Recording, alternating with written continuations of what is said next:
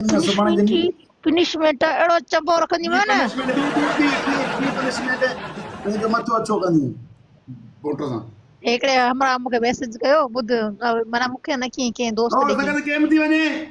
ॿुध मुंहिंजी हिकिड़ी दोस्त आहे हुन मूंखे स्क्रीनशॉट कढी मोकिलियो हुन सां पढ़ियल लिखियल वीचारो घटि हो कंहिंखां मैसेज करायो हुनई त उन वरी मूंखे मैसेज मोकिलियो त ख़बर अथई न हमरा छा लिखियो चई फरी बलोच असां तव्हांजा वॾा फैन आहियूं मां हुनखे लिखण बि सही कोन पियो पर हुनजो लिखियल ईअं हुयो मां त पढ़ी हुयसि असां तव्हांजा वॾा फैन आहियूं तव्हांखे असां ॾाढो लाइक कंदा आहियूं पसंदि कंदा आहियूं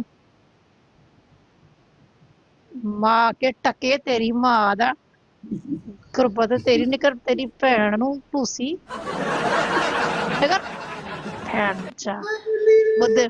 चई मां तव्हांखे न तव्हांखे पसंदि कंदो आहियां ॾाढो ऐं तव्हांखे तव्हांजो वॾो फैन हुयमि तव्हांजी वीडियो ॾिसंदो आहे रेस जी तव्हांजी मैच शौक़ सां ॾिसंदो आहियां पर जॾहिं खां तव्हां चवंदा न रेस खे त तोखे चंपो हणंदीमांइ उन ॾींहुं खां मुंहिंजो दिलि टुटी वियो आहे मां तव्हांखे पसंदि न आहियां कंदो तव्हां रेस खे चंपो त न हणो न कम अज़ कम मुंहिंजो ॾे मोह माई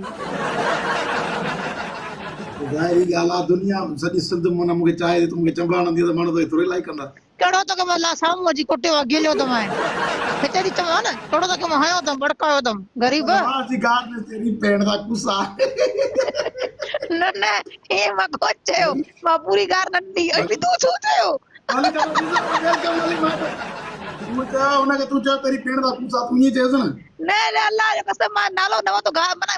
मां तेरी भेण दा कमीना भोसड़ी के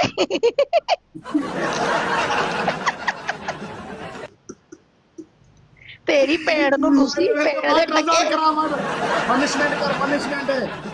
असल में पंजाबी जो गाली भली न तेरी भेण का टका तेरी भेण दा पैदा कहिड़ी क़िस्म जूं गाड़ियूं थी ॿुधण खां मिलण मूंखे छा आहे बाबा माई यार डबल ब्रेक हेॾो अॼु सलमान काॾे वरी वियो हलियो ॾिस